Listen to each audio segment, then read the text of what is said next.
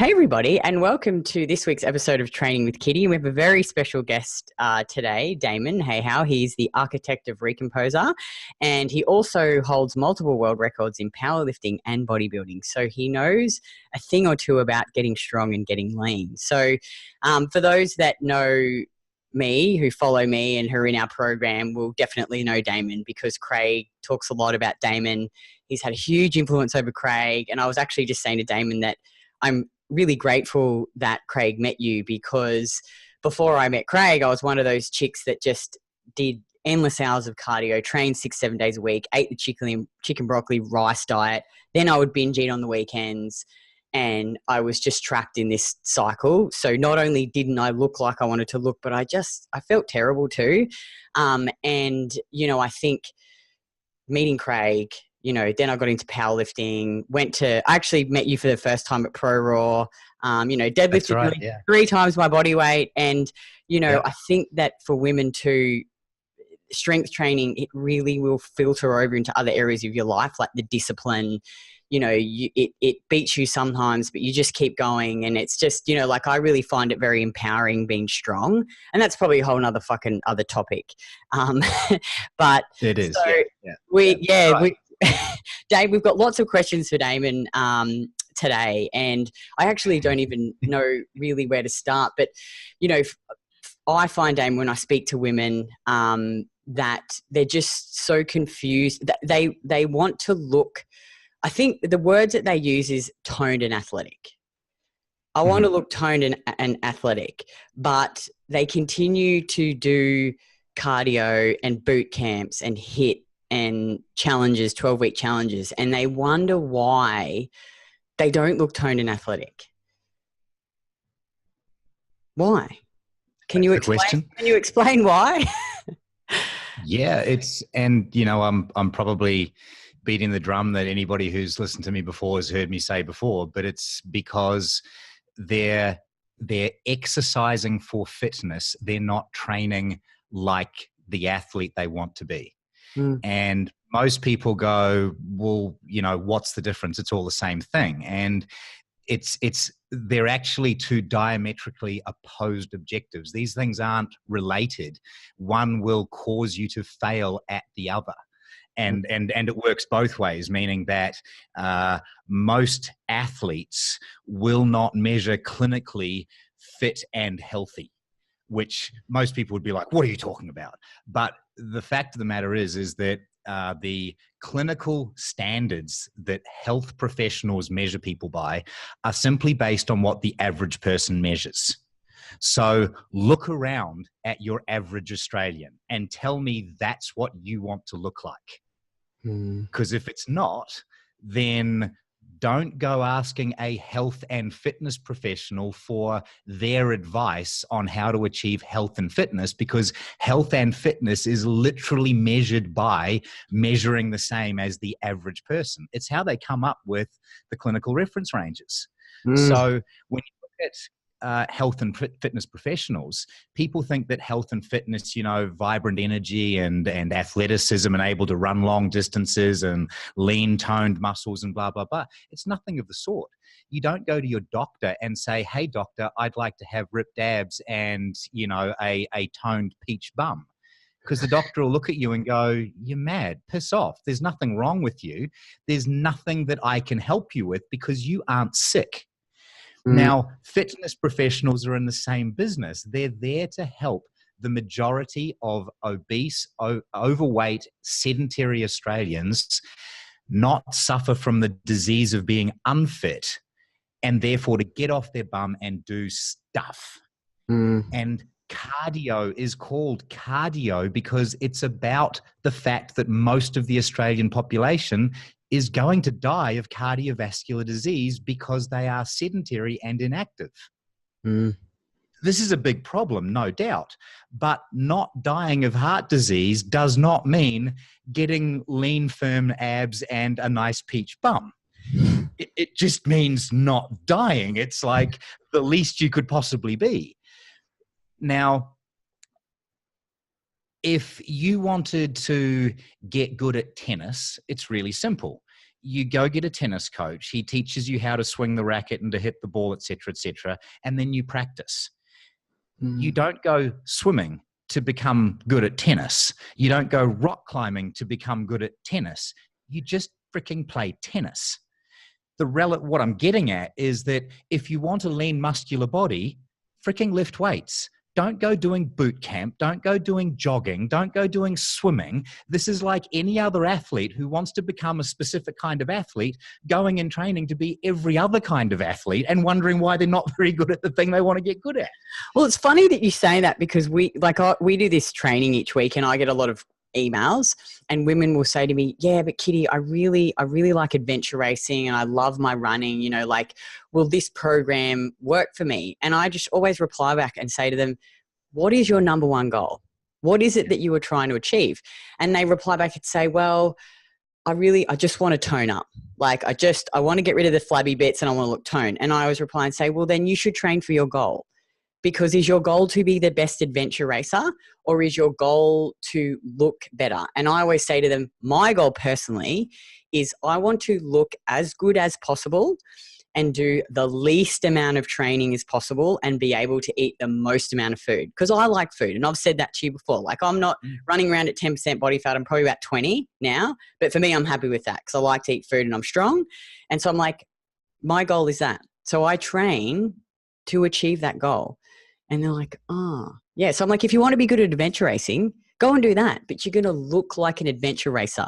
but this is one of those things that it's very easy to look around at other beautiful people and other people good at other sports and want to be them and like them.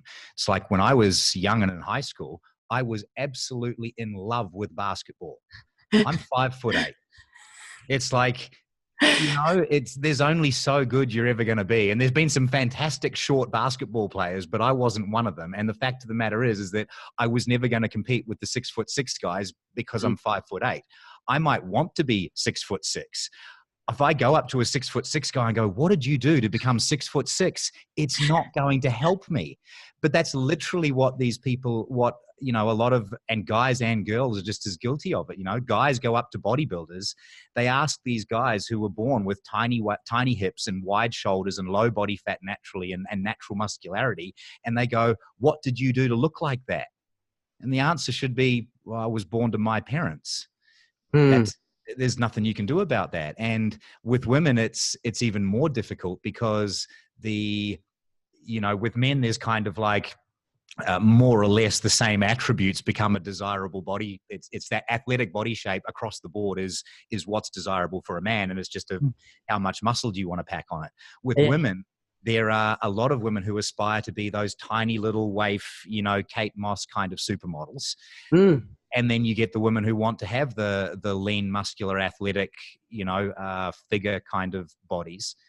And it's so structural right from the outset and so genetic that the only way you're going to come close to changing your body to be like theirs is to absolutely 100% focus on doing only the training and the diet to achieve that, because anything else that you do outside of that will make your body go, oh, that's not the most important thing. Ace, I'm not going to do it at all. And that's what people don't seem to get, that, building a lean muscular physique is about the hardest physical adaptation for most people to get their bodies to manifest. So if you go and you do your good weight training and your good diet, and then you throw a boot camp on top of it, you just told your body, hey, that order for the lean muscular body, cancel that. Don't need that anymore. We just need to do this shitty, half-assed, meaningless crap that's not actually associated with any kind of body composition. And, a good proof of that. And the cardio is another one. It's like I say to people, go past any park in Australia at 7 o'clock in the morning and look at the people doing cardio, walking around the park. They is all fat. You go, that's what you're achieving. You're training to become a mediocre non-athlete with lots of body fat. Don't do it. It's just too, like, I think back to, because you want to look better, but I also want to feel better too. Like, I just want to have good energy. I want to wake up and feel like when I was training 6 days a week and starving myself, I felt like shit. You know, like I But was these tired are, all the time. there were the questions that you asked, that you sent to me yesterday, Yeah. that we were going to go through, and I said to you, we can basically Right. just ask all of them up front, and well, most of them, not some of them, because it all comes down to that one thing, which is when you understand that you are training to become a specific athlete. Mm. Whether you are achieving your training goals is the answer to every single question. Mm. If your training isn't working, then the answer to the question is your training isn't working. Change your training. Do something different from what you're doing. Don't keep bashing your head against the wall doing the same thing that's failing you and expect that somehow one day you're going to wake up and you're going to have an entirely different result. It all comes down to the training. And so what we do with what Recomposer helps you do, but what you do, I do, and anybody in the body recomposition field, is you measure a person's body composition, you set a goal, and in setting that goal and saying that I want to be this more muscular version of myself, we can calculate exactly how strong that person is going to be, or we can estimate how strong they're going to be. Achieving that strength level is the answer to all questions. So then when you do your training, it's simply a case of, did I do better than last week? Am I stepping towards being the person I want to be, being as strong as that? If the answer is no, cool. Sit down and work out what's wrong and change it. There were some questions in there about tendonitis and injuries and all the rest of it. And it all comes down to the same thing. It's if I was training to play basketball and every time I put up a 3-pointer, I put my shoulder out, then I've got 3 options. I can quit basketball altogether. I can never shoot a basketball ever again. I'll just play defense for the rest of my life. Or I could change how I shoot. Which option do you think is the most viable? It's just, if you're any athlete in any sport and you can't do the thing in your sport, well, then you learn how to. You change what you're doing.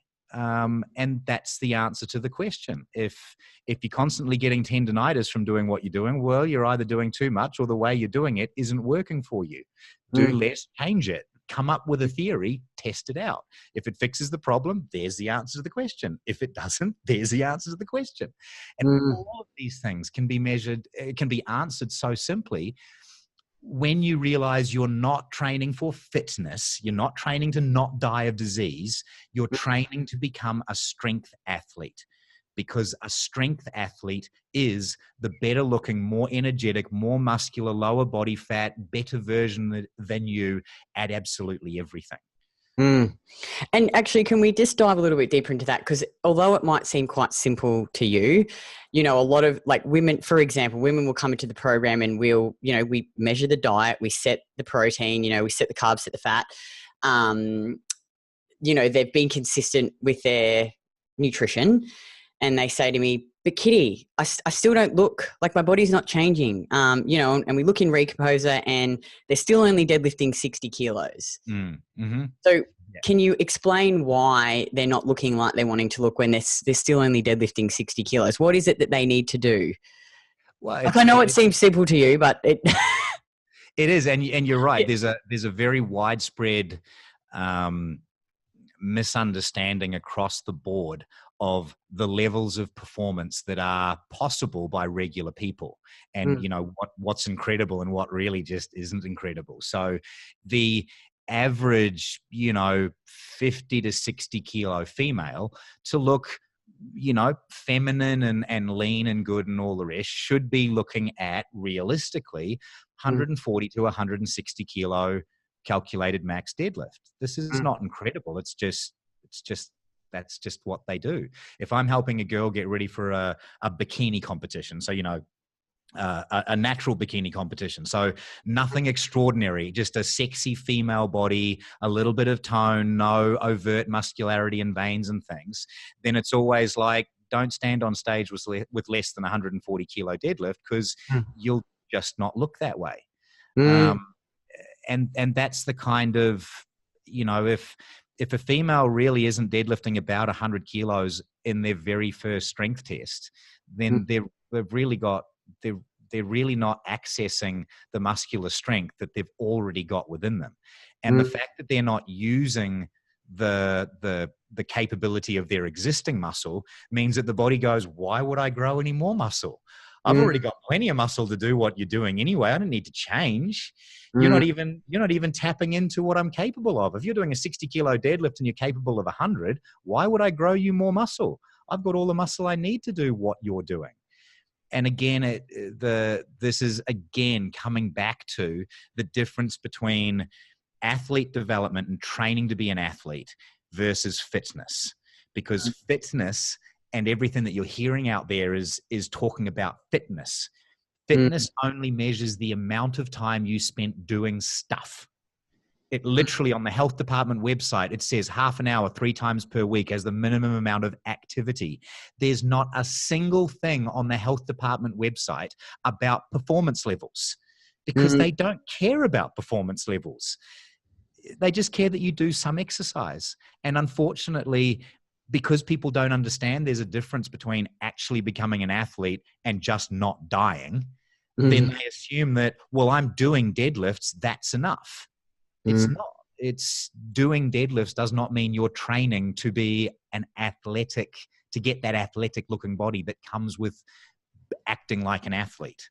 That's the biggest problem. That, as you know, is the fundamental problem, way beyond diet. Way beyond diet. Everyone thinks it's all diet. It's not about diet even slightly. It's all about training. Because a person on a crappy diet who trains like an absolute demon and really pushes their weights and all the rest of it can still achieve absolutely fantastic body composition changes.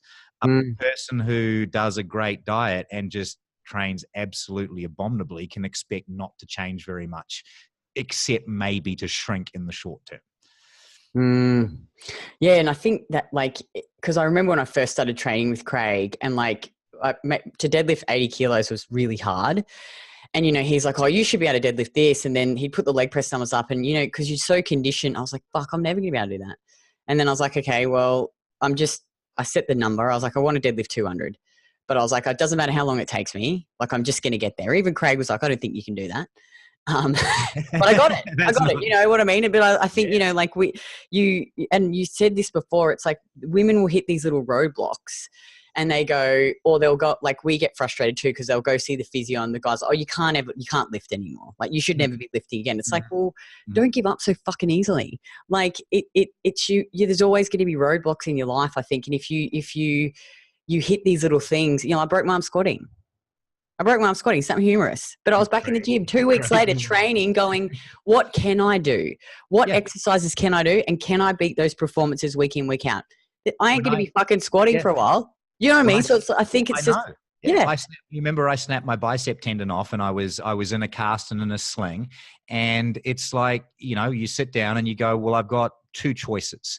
I can either tell my body I'm no longer an athlete and I'm going to sit on my ass for the next 12 weeks and just wait for it to heal. Or I can tell my body I'm still an athlete. I'm still doing what I'm doing.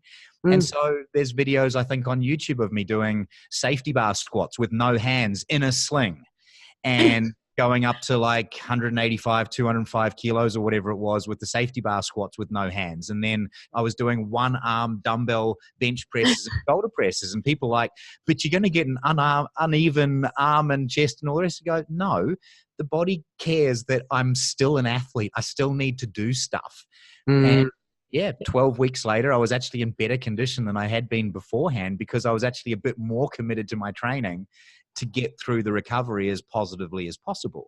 But again, it comes back to that mindset of an athlete, of going, my athletic performance matters to me at a deep fundamental level. I'm not begrudgingly going to the gym because I have to suffer through shit in order to pay penance for my bad eating. I'm going to the gym because I desperately want to be better than the guy I was last week, or the girl you were last week. And that's the essence of it. If you don't care, expect to fail, because you don't care. It's exciting. You know, like I try to explain to these women, like, it's just, again, it's so much more than just how you look. Like it's rewarding, and it's exciting. Like when you hit those PBs and you deadlift, and you know, like you've been working towards that, telling Craig that you're going to deadlift 200, and you finally fucking do it, and you're like, yes, you know, I knew I could do that. But you know, it's going to beat you sometimes. Like you've just got to keep going, because if you set that in your mind and go, like, it's possible. But you know, obviously some people, like you say, are more genetically gifted or more athletic or have more, you know, but it's possible. You just have to give it time. Yeah, and this is a really important thing though, because there's for a lot of people listening to this, you can intellectually understand the concept that you know, you lift your weights and you get stronger. Intellectually, you kind of get this. But until you've experienced it, you really don't get it. You know, it's one of those things that you have to experience it to get it. And it's always been one of the biggest buzzes for me when I was coaching people was you get that woman who was never into sport, hated sport her whole life. She always had a period during PE to avoid doing PE, and what I'm talking about. Yeah. Just one of those people who's not predisposed to be an athlete, doesn't enjoy it, doesn't like it, and all the rest of it. And they begrudgingly start lifting the weights. And they'll tell you, I don't care what I lift, just fix my body and make it look better. But then one day they do their first 60-kilo squat. And they see the big plates on each side, like the plates the boys use, the strong boys use. And they lift it. And it's that moment of realization where they're just like, they never, ever really believed they could ever do anything like that. Like it wasn't there. And the look in their eyes, you know, when they've just done something. And like you say, that's where all of that positive affirmation and the empowerment really, really comes from. Because from that moment, everything in their life changes. Totally. It's like, holy shit, if I do this, I can do it. Yeah. And there is nothing in the world more profound than lifting a weight that you never, ever believed that you could lift. And I know a lot of people listening to this will just go, oh, you guys are just a bit over the top and dramatizing it, but we're not. Weight is different to running a distance or any other sporting performance because a weight is absolute.